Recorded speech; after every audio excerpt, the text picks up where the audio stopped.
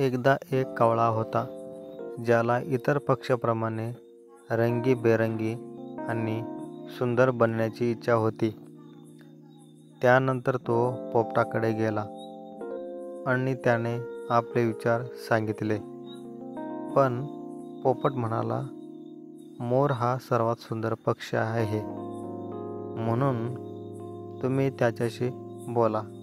मग कावळा मोराकडे गेला आणि त्याला त्याचे रूप कथन केले.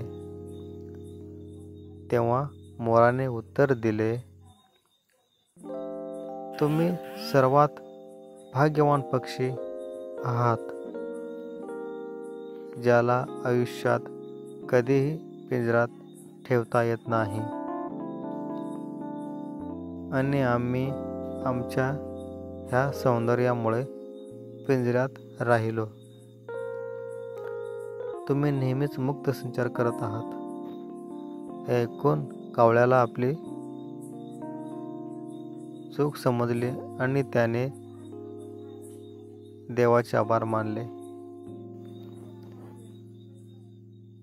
आणि तो आनंदाने उडून गेला. धन्यवाद.